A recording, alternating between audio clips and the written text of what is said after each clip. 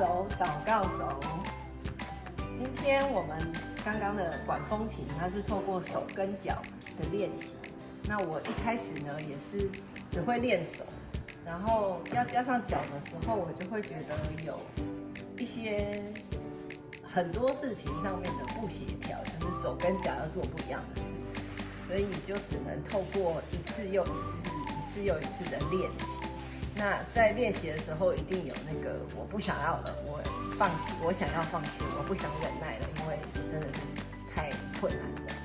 但因为这样子的坚持，我愿意忍耐，愿意继续下去，才会有刚刚你听到的这个音乐这样。那不知道在生活上的大家，你有没有什么现在经过那个忍耐，然后得到很好的结果？比如说你因为忍耐要赶快把功课写完，我才可以去玩的这个经验，或是你在忍耐那个公车怎么还不来，然后一直在等待的那个时间。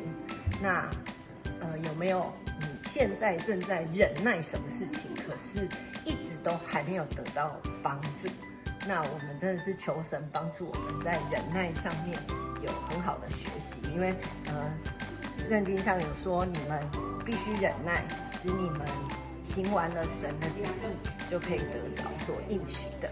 那让我们一起来学习，一起来忍耐。手牵手，祈祷的手。